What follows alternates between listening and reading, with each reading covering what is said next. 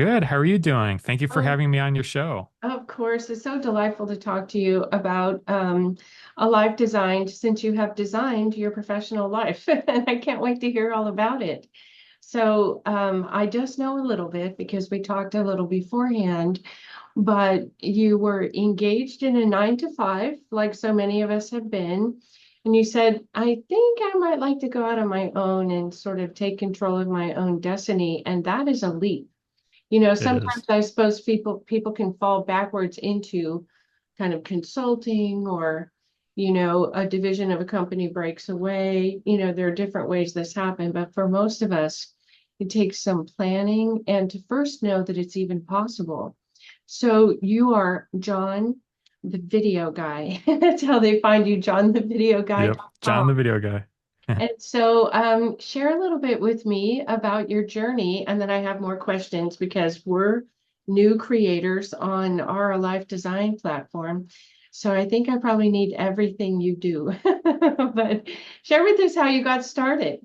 Sure, absolutely. Well, let's go back probably. I started getting into video production back in high school, actually. So I took a vocational class while I was in high school. That's really where I got exposed to media arts, graphic design, video editing, videography. And fortunately, at the end of that program, I was able to take an internship at a company, unpaid internship. And upon graduating high school, they actually offered me a part-time job. So I actually didn't go to college for video production, but I was able to gain the skills to enter the workforce, which In was the really real cool. world, In the real world, yeah, jump right in. the best education. Yep. So I started there, worked part-time for about a year. A year in, they offered me a full-time position. I took it, Mhm. and I was their lead graphic designer from around 2016 to up until 2024, so this past year. During the Wow. pandemic, I kind of stepped into more of a leadership position. I became the creative director. And during the pandemic, we were really busy with a lot of virtual events because, the world shut down. We did a lot of virtual live events for video editing and videography. So I handled a lot of that. But really, in coming out of the pandemic, the reason why I kind of wanted to go into content creation, start a YouTube channel, and create another life for myself is the pandemic was really, really a rough time. And I saw a lot of my friends and coworkers get laid off, and unfortunately weren't able to retain their full-time jobs coming out of it. And it kind of brought to me kind of an idea of like, is there a way that I can protect more myself or like build kind of like a safety net, maybe not necessarily a full-time job, but just another way that I can build something where More just in revenue case the worst streams. yeah, the worst case happens, you just never know. So that's when I started to think about YouTube. And in March of 2021, that's when I really started to take YouTube seriously. I started posting one video a week and up till now. So March of 2024, that's when I left and went full time on YouTube. But I'm also a freelance video editor. So about half my revenue comes from YouTube and the other half comes from freelance video editing work. And I'm a lot happier now, I have to say. It's nice to have the freedom to work for yourself, to be self-employed. There's a lot of pros and cons with either working for a company and then also, being out on your own as well. Yeah, I have those questions because now you're chief cook and bottle washer. So, yay, I have a new client. Okay, how do I invoice them again? You know, how do I Yeah, make sure they pay their bills somewhere near the time my bills are due? Like, how do we sync those things up? And great, that project's finished. Now I need two more clients. Where did yeah, this come exactly. from? So, for some people, that entrepreneurial journey is no fun. Yep. They just want to put their head down and do the thing they're good at, let everybody else figure out how to pay bills and rent space and get clients and send invoices and so on. So how was becoming your own boss and then in charge of your own business? How was that transition for you? It was pretty different. I do have to say that is a challenge, especially when you're an employee. And one of the things I realized when I left is like, no one's going to feed you the work. You have to go out and get it or have the Yeah. connections. Yeah. Sales is a big thing. I had to kind of learn Hmm. um, Hmm. going into it. And then, like you said, like invoicing, learning about accounting, taxes, like, there's a whole nother side of being an entrepreneur as well. But I think the big thing that helped me and what I kind of set up for a few of my clients are retainers. Mm. So because freelance work is very hit and miss. You know, sometimes there's the one-off projects. A few clients I do work with where they're on retainer, so you know, each month they pay me to do a certain amount of videos for them. So that can bring in constant income for me. But then again, there is still the one-off projects. Weddings are a very good example. Sometimes I shoot weddings, Hmm. videography for clients, Hmm. and you know, there are always those one-off projects. But for a corporate client or a company that has consistent work, a lot of times I like to set up retainers as well. Very good. Yeah, that's a very good model. Um, then you sort of have a cadre of people you do work with consistently, and that gives you a consistent stream of income. What was the transition like from part-time side hustle video guy to full-time in video guy? So I know when I help coach people who want to be entrepreneurs, they've had enough. You know, people that are running the company are nuts and they do it all wrong and they're so tired of it, whatever that looks like. You know, it's easy to have that opinion when you're not at that big desk making the calls, right? You know, from the peanut gallery, that looks really stupid. So, Yeah. but side hustle for a couple of years. And then I think you saw a way forward. I could do this full time. So what was that transition like for you? Some of my clients will try a side hustle and go, I don't know what I was thinking. Like, yuck. Yeah. You know, I had Yep. two great clients and then 3 months with nobody would give me any work. So I can't make a living doing it like this. Or I just don't like it enough. I like this little Yeah. piece. I don't like these other pieces. So it's not for me. So not everybody is cut out to be an entrepreneur, but that side hustle is a good way to find out not only can you be paid to do this thing, do you like doing it for clients, like learning that? So how is the transition from side hustle to full-time video guy? Yeah, I think it's quite a journey too. And like you said, you have to see if you like it or not. And I think that's a big thing. Like when I started back in 2021 with my YouTube channel, it's like I experimented a lot. And in that first year, I was like, well, do I really like doing it? And Mhm. what I found for me and my content, I really enjoy teaching others. It's one of the guiding lights and, you know, guiding principles in my business is always pay it forward. Try to, you know, teach people how to do something. I always like doing that. And for me, I found, you know, doing that really rewarding. So Mhm. I, I kind of figured out like, you know, this is worth doing, even though I'm working a full-time job and maybe on the Mhm. weekends and I have to find time to do it. It Yes. is very rewarding. And then the money, it took a long time for it to pay off, I would say. Mhm. On my YouTube channel, it took about a year and a half to reach the 1,000 subscriber threshold and to Yes. become monetized. We're at 500 or 550. You know, we're Yeah. climbing that 1,000 subscriber mountain ourselves. So, yeah. And then also the ad revenue has apparently been fallen by half at YouTube. And so some people that were doing X and earning Y are still doing X, but no longer earning Y. They're earning half. Yeah. So if you had set up your life to be supported by that money, and now that money's cut in half, the life you're supporting needs to get smaller too, or different, you know, choices are made, layoffs happen. You had somebody helping you with something, maybe you have to do it yourself again and not enjoy them doing that part for you. So how has that been? Have you seen a downturn in what the revenue is that your channel would deliver? It does definitely vary month to month. And that's why, especially, I recommend creating a lot of different streams when you start a YouTube channel as well. You know, YouTube AdSense is one way that you can generate revenue, but it is very inconsistent, like you said. You Mhm. know, there are, I think, probably the biggest swings in my channel have been like 30 to 40%. So, like, maybe one month it does an X amount of number, and then it's like 30% less the next month because it really does depend on the advertisers and how much they're Yes. willing to spend to advertise at different parts of the year too. So Great. it really Yeah. depends on the advertisers. But there's a Those lot of other ways that you can generate revenue on YouTube. There's like memberships, affiliate marketing, you know, whether you have a core offering. Like for me, I, you know, provide coaching or video editing services. So there's other ways that you can monetize a YouTube channel too. Wow, that's great. I never thought of video editors as coaching. My son Brian and we did a video recently that's not yet up on the YouTube channel about life hacks, you know, that were kind of in a DIY world. People get YouTube PhDs And whenever something goes wrong, repairing the water heater, well, can YouTube tell me how to find the part and put it into the water heater instead of paying the guy to come out and do it? And so we're teaching ourselves a lot. Sometimes that learning curve is longer than it needs to be. So, or frustrating.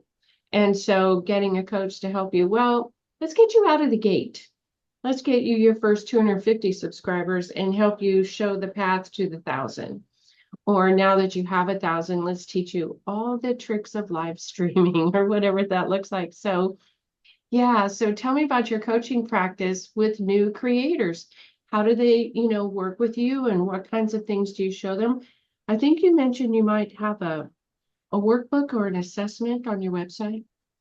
I do, yeah. So if you're interested in starting your own YouTube channel, I do have a free guide on my website at johnthevideoguide.com. It Mm-hmm, goes through the basic fundamentals of what to think about when you're first starting out on YouTube. mm-hmm, I have it pulled up here, like what value are you providing? What problems do you solve? mm-hmm, That type of thing. How to identify your target audience? Who do you want to reach? Whether you're teaching them something. mm-hmm, And it really goes through some of the important things kind of first. That way you can start developing your content around that. mm-hmm, And in my coaching practice, I have a few clients that I worked with. It's relatively new. mm-hmm, So this is kind of like the beta round of my coaching. mm-hmm, Um, but what I really start with is this worksheet, and we start to build the fundamentals, and we kind of go from there. And then it's really just about driving consistency. YouTube's a long game, so mm-hmm, as long as you just don't give up, you are committed to it, you find it rewarding, mm-hmm. uh, and you continue at it, you can find success on the platform. It might take a while, and each creator's path is different, but it's Sure. just a matter of developing the consistency, and starting is probably the most important thing and the hardest thing. There's two things that come to mind real quick while you were sharing that. One is YouTube changes. So I've listened to creators complain, they're telling me to do more shorts and shorts don't convert to cash for me. So Correct. they want me to deliver free content for them the way they want it to compete with TikTok. But why is that my problem as a creator on YouTube? Nevertheless, the algorithm serves you what it serves you, and sometimes you comply with the overlord, right? So that you continue to get the service you want. So even if you had locked in a great YouTube channel, YouTube changes. And It so, does. Yeah. yeah, so having a guy like you in the back pocket to say, what is this about, John? Help me out. What are they asking me for? How do I maximize some kind of return for me while I please the powers that be at YouTube? So the other thing is to work with you so that you come out of the gate more quickly if you have real goals you want to achieve, like revenue on YouTube. So I can teach it to myself, and it takes me 6 months to learn. I could work with John 12 weeks or something and then come out of the gate and in 6 months be at 1,000 subscribers. And so the last piece I wanted to share is how much of your creative director background do you bring to your coaching? Do you bring to your training? Because you were really managing a brand, it sounds like. And you weren't just a guy with a good idea who blew up a YouTube channel. You actually understand video editing and you understand brand management. So it's like you're, a double coach. This makes Yeah. sense for your brand and it won't work on YouTube or whatever that is. Yeah. That is true. And, it's interesting that you brought that up because I didn't really think about it, but I do technically have a lot of background in like marketing and branding because Mhm. working for a company for 9 years full time, when I went out on my own to build my own brand, it made that process a lot easier, Yeah. Right. and more approachable. And plus, I'm a video editor, so, it makes it more efficient as Mhm. well. So, They have an old saying about tertiary competition. And the easiest way to compare that is like fast food. So if you're McDonald's or Wendy's or Burger King, people got accustomed to getting hot food for $5 in 5 minutes. The time it took to drive around, then you got a bag full of hot food, you gave them $5, you drove away. So that competition around you is delivering a certain thing at a certain price, a certain way. People develop those expectations. I feel like the bar keeps being raised in video production. I watch the quartering. who pays $100,000 a year to his video editor, his prime video editor. He has more than one. And that guy takes the concepts of the thing that Jeremy wants to talk about and slices in famous movie clips. So people immediately relate to what Jeremy's going to talk about. And then Jeremy follows, yeah, can you believe this? This is kind of what's going on right now about the such and such, whatever it is. And so the video experience is very compelling, but having a terrific video editor makes your content more compelling. And I feel like the bar keeps doing this. So to compete and be successful, how are you advising people do that more than just a talking head? Even if what you're talking about is compelling and interesting and valuable, people have that expectation of $5 food in 5 minutes and make it hot. Thank you. So. Yeah. And when I think about that, you can spend all the time, creating the best content in the world. But I think at the end of the day, you have to really focus on your target audience. And I think it really comes down to the value you're providing. At the end of the day, if you're helping, your audience member in a transformation, you're teaching them something, Mhm. you're, taking them from point A to point B. I think as long as you do that, I think you're going to find success on the platform because my early videos, they weren't the best. They still aren't the best. They I'm were not like, starter videos, but everybody starts, right? yeah, yeah. And I look back at my first videos, they're kind of hard to watch. They're very like cringe. They're kind of like, you can see I overdid it sometimes. And you just try to find your voice as a creative. I think that's the most important part is just trying to be comfortable with yourself on camera and just get across the value that you're trying to, teach or give to your target audience. But I think over time, the quality can improve little by little. It's just about taking the baby steps. It's very easy to see like Netflix type of style filmmaking and be like, my videos have to look like that, but that can discourage a lot of people. So Oh, it's just a sure. matter of trying to take it simple first just to get started. But, as long as you focus on value, I think you're in a good spot. I think that's so amazing. We do a roundtable on the weekends and post it to YouTube. Usually there's a topic, people kind of chime in on it. And one of the comments was a quote from Chesterton. I'm going to get it wrong. It's like CGKG. I've got the name wrong. The first initials for his name. But the quote was, people are afraid to fail at things, and you have to do something badly for a while before you do it well. Yep. And so people are often not willing to do it a little bit badly while they learn to do it well. So that holds people back, especially if you're going to do something badly in front of God knows how many eyeballs. In case Yep. anybody was wondering, I'm new at doing this and not so good yet. How are you today? So Yeah. that can hold people back. The other thing I've learned, I worked with a really great coach for people that get on TV. Her name is Starling Murray, really a wonderful person. And she would help coach people that you don't have to look like the network news anchor or the weather girl. You don't have to look like that in order to appear on TV or to do videos, that your content is king. You have Mm. to be pleasing enough to the eye. You can't be so terribly cringy or startling in the way that you look. But eventually they know you're a regular person who knows something and they want to learn what you know.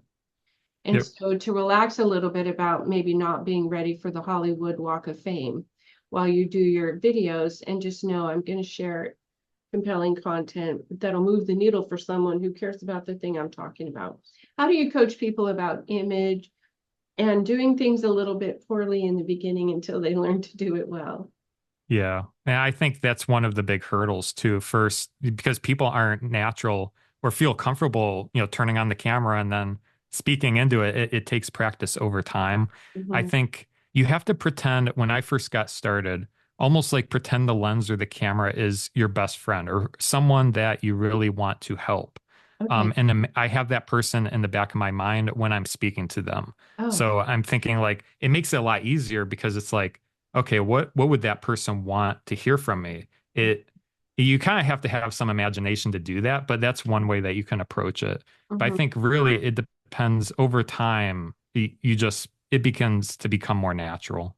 Yeah. And you get more comfortable in front of the camera. Do you recommend that people watch their videos? Like I never like doing that. I'm gonna have to learn to do it, but it's like you can take my picture, just don't show it to me in the reunion photo. You know, how do you help people deal with the feedback of, okay, that's how that looked, and we're off to the next one? Yeah, I think it just comes down to, you know, you everyone will see how you look differently, I feel like. And you have a harsher view of yourself probably than a lot of other people would. Hmm. At the end of the day, you really want to focus on the value.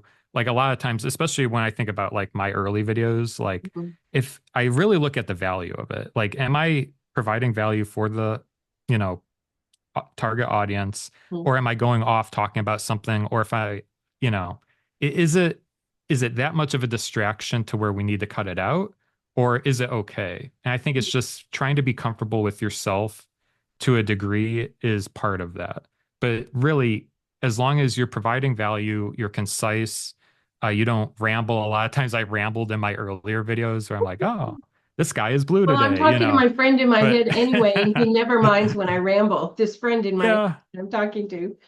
that is true, but I think when you make YouTube videos, you want to focus probably, you know, they're not paying money to watch you, but they are paying their attention to watch you. So Mm, I'm trying to that's the when I make currency.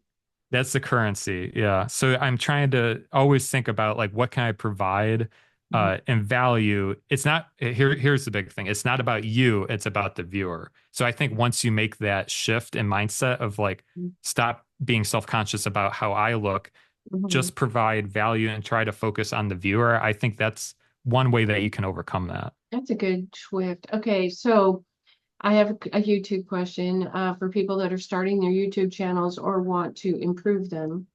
And I imagine everything is going to video. I mean, even LinkedIn is pushing TikTok style short views on LinkedIn, for heaven's Yep. sakes. And so it's like, okay, we can't get away from this.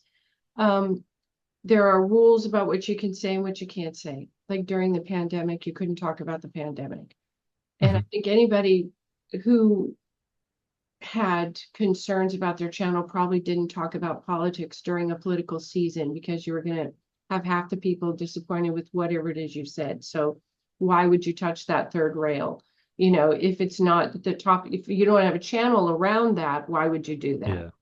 So with the changing guidelines about what you can say and can't say in terms of words on YouTube, we have some people that speak conversationally and they feel like they're being authentic if they swear, if they drop curse words, because it's Hmm. how they talk and it's how the people they know talk.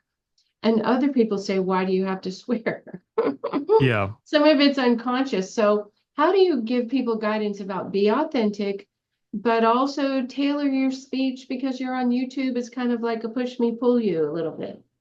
Yeah, and I think it's an interesting idea, especially when you talked about mentioned about the politics. It really depends on the tribe or the community that you are also trying to reach, because Yeah. you might have your target audience member, Mhm. but there might be a group of people that are, you know, they don't mind if you curse on camera, or like they don't mind if you're left or right wing, you know, Mhm. where you are actually focused on trying to go in one way or another. But Mhm. when it comes to guidelines, I do think it's important to understand them, to know whether YouTube might, you know, demonetize your videos. There is like an ad section. Once you're a monetized creator, when you go to upload a video, there's basically an ad suitability reader or kind of field that you have to check off. Mhm. Since I make tutorial content, like educational content, a lot of times it's just like, this doesn't all apply to me. It's fine. Mhm. But say if you have offensive language, you talk about controversial subjects, Mhm. you have to check the box stating that, hey, there's this video contains some of that. Mhm. And what really happens is it will decrease the ads or the companies that will promote on your videos. You might see a decrease in monetization, Because or the you might brands will be, have guidelines, right, about where yeah, what they're willing to advertise in. The brands themselves will have guidelines, right? Correct. And it depends on your strategy. If you really want to work with brands and sponsorships, you might want to keep a cleaner image or kind of keep that in the back of your mind. Mm-hmm. But I think when you're first starting out, it doesn't really matter as much, but it does become the matter as you grow, I would say. Mm-hmm. Um, but it is something to consider. You can play it safe. Here's the thing, though. What's so funny about YouTube is sometimes the most controversial creators are the ones that grow the fastest because it has that friction and people Mm-hmm. get razzled up one way or another, and Mm-hmm. it propels your content. Yeah, But that edge of that can actually create interest. Oh, I did you see yeah, what he said or she said? Well, I know. yeah. So it really depends what you're comfortable with. I'll just kind of leave it at that. And then understanding the guidelines on the specific platform that you're uploading to. Yeah. Are you coaching people about Rumble and platforms outside of YouTube? Primarily, I have a specialty in YouTube, so that's pretty much the only one I stick with. Mm-hmm. But I am familiar kind of with Instagram. I don't really use LinkedIn that much, Mm-hmm. but my primary place is YouTube, I would say. Oh, very good. Well, I know I made the mistake once, being the newbie that I checked a box that it was okay for kids, which Oh, yeah. roundtable discussion for coaches, none of this, not that it's adult content, it's just kids don't care about navigating change or, whatever we're talking about, it's Yeah. about how adults navigate the world. So, and then we had trouble posting it. And so I said, well, what did I Yep. do? I go back, oh, I checked that it was okay for kids. So I unchecked that Yeah. box. It basically means like it is good for like the young kids watching it. Like And most videos elementary aren't. school kids or Yeah. something. Yeah. Yeah, unless you're an elementary teacher, like that makes sense to check the box, but pretty much almost 80 to 90% of channels probably shouldn't check that it's okay for Yes. kids. And Yeah. again, I did it poorly and then learned how to do it better. So I figured out where the Yeah. ditch was. I had checked that box, not paying attention. So is there anything else you'd like people to know about your journey of designing your life from a side hustle to a full-time, work that you really enjoy and you are gifted at, you have 10 years of practice or so, or about the idea of being a content creator, which is different than an influencer. It's more of I have something to say to the world or information to share or a point of view that has value, and I want to express it on YouTube. Any final thoughts or good advice? Yeah, I would say even if you're hesitant about starting a YouTube channel or being a content creator, whether it's on YouTube or not, I think it is important just to establish the presence one way or another. Because one of the coolest things about YouTube is once you get started and you grow, a lot of opportunities come out of the blue. People will start reaching out. It's a really good way to kind of network without kind of physically networking, if that makes sense, because Mhm. Sort of you're, intellectually networking. yeah, because Guy people knows will what he's find you. talking about. Yeah, yeah, because as the views start stacking up and you see the view, when you go to your creator studio last 28 days, how many people watched your videos, that's how Mhm. many people tuned in and actually watched you. And that's pretty crazy, especially as you start growing, is like you don't have to physically actually be in a room with that amount of people to start getting attention. And Mhm. with that, there's a lot of opportunities that can come out of that. So I think it's just trying to become a thought leader in your space, Mhm. and develop, content in that aspect as well is very valuable. It can lead to a lot of different opportunities, even if it's not just like leaving your full-time job to Mhm. do a side hustle or to become full time in content creation. It can just be a general, really great thing for your career. I know someone who started a Substack about what she put on today, about fashion and the clothes she's wearing. She actually has a jewelry line. That's like her business. But she just wanted to be showing what she wore today and have other people do the same. She just wanted to have a fashion conversation with people like her, and she's curated this big audience on Substack. And she's not a fashion designer, she designs the jewelry, but other than that, she's just in that community that are in the price range of what she offers. And she's talking about this oversized sweater and these Italian boots that she put on today. And then people chat back about that. So It doesn't even have to be your content, something that you're an expert in, or you would necessarily be hired in. You're very interested and good at it, and you want to be in conversation with others who like that same thing. So, yeah, so interesting. Well, Yep. again, people can find you at johnthevideoguy.com. And is that also the name of your YouTube channel? It is. Yep. John the Video Guy on What YouTube. branding? It's almost like you knew what you were doing. Yeah. How I got the name. So like when I was working at the place I used to work for, one of the people there just started calling me that. And uh at events is like, oh, wave at John the Video Guy. Is like with the camera. And the name just stuck, you know. Started a business with it. Well, no, that's wonderful. I really appreciate your time. I highly recommend that people reach out and talk with you. I'll be subscribing to your channel when we're done here. And it's fun to hear the story about how you designed your professional life. So congratulations. Well, thank you. And thank you again for having me on your show. Oh, no, it's great. Thanks so much. I'm sure we'll talk again soon. Thanks, John. Thank you.